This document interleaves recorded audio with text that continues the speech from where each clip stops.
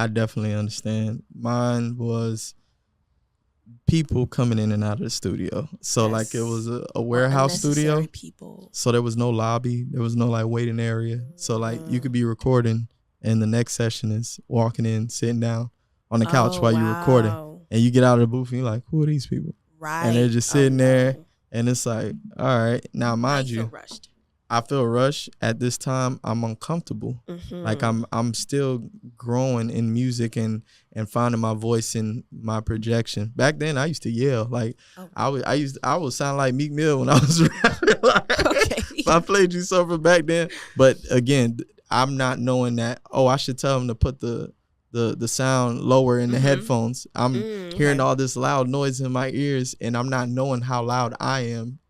I'm battling the music in my ears and not knowing that, okay, if you just tell them to lower it, then your projection of your voice would be different. You know what I mean? Sense, yeah. It's kind of like talking to someone with loud music. Yeah, I can't hear you. And you're yelling, even though you don't want to. But compared to if the music is at a medium level and you're able to just project your voice normally. So it was just things that I was learning from there. But having people come into my session, that's when I learned I like the intimacy vibe more than anything. Yes. If it could just be me and the engineer, it's great. Yeah. Hey, so how you doing? Like, I'll small talk with him and conversate on anything and then go in, record, and then even talk music afterwards. Like, it's just more of a connection creative wise compared to like you and like 6-7 other people sitting in your session. Oh my gosh. And it's like, oh yeah, that's good. Thank you. Right. Like, yeah. That's annoying. So let me ask you, as far as like with the writing camps and things like that, right? Are you gearing up to make like a project, like with some of the things you got coming up? Yes, I'm actually in the works of finalizing my next project. My hopes are to drop it on my birthday, which is July 4th. Shout out to that.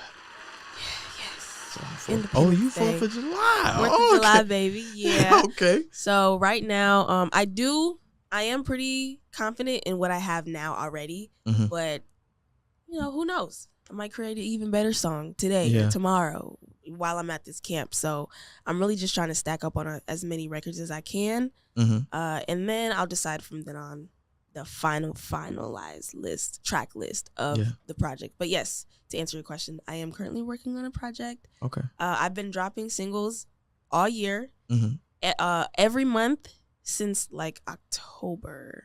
Shout out to you. And they've been bangers. I did miss 1 month. I missed April. That's on me. But I'm keeping it going. It can be a little difficult, but I feel like I have enough records in the vault to just kind of like, put stuff out constantly and consistently. So yeah, right now I'm working on a project and I'm just hoping that this camp pulls another band out of it. I can pull another band out of this camp. Yeah. I need another band. Okay. Yeah. So what's your project as far as like putting projects together? My process? Like do you lean on storytelling? Is it just mainly just a flow of how it sounds, like aesthetic wise? Like, what how do you bring it together as far as like a project? So typically I kind of just record as much as I can. I try not to box myself into a particular topic or idea because then it's like you're limiting yourself because you're focused on that one thing when we could be talking about this instead, and you never know, talking about this might be a hit instead. So I try not to box myself in that process. So I just try to record as many songs as I can, and then from then on, of that collective of songs, I'll pick and choose what I want to make a project out of. So that's my process. So do you know when you got a hit, like a band? Like, do you know when? No. Do you know like when you first hear? I can feel like that about every song, but at the end of the day, the people are the ones who decide. They're the one that decide. Because honestly, band was kind of a mistake.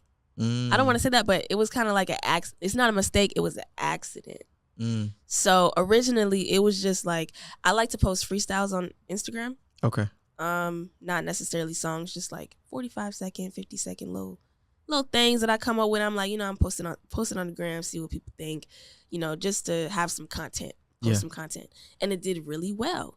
And then my homegirl was like, yo, you need to finish that song. I'm like, nah, like, I'm not gonna finish it. Yeah, this is just that whatever you heard is it. Yeah. You know? And she was like, no, you need to finish it. I'm like, you sure? Like, should I really finish it? And she said, yeah. And she was like, dang, I don't know what else to write about.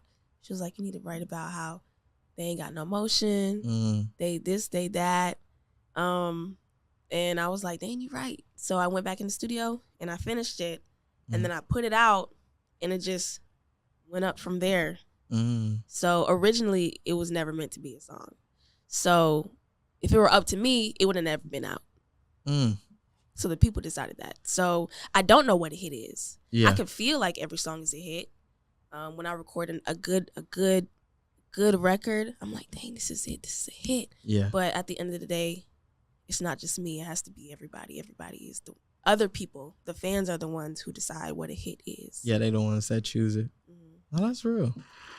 Some of the biggest records that has came out are songs that they weren't gonna put out. They didn't like it themselves. One of my favorite rap songs, like "The Rottweiler" by Redman and Method Man, and the song is like short as hell, and I never knew why it was so short until years later they said like, yeah, Method Man didn't like that song. Yeah, he didn't even want to put it out. They cut it short because he just didn't like it, and it ended up being like one of their big records. So it's like it's always interesting like how it comes to fruition as far as like a hit. You know, what makes a hit. Yeah. I've even heard some people, like a person in the music industry that said a hit is made through marketing. So in a sense, like when you made that freestyle and you put it out, that's marketing. Yeah. So it was. So they hear that, they gravitate towards it, and then now you just go in and you just lay down the rest of the foundation. Hit. You're right. So shout out to you. Thank you. Shout out to you. That's a dope idea as far as like put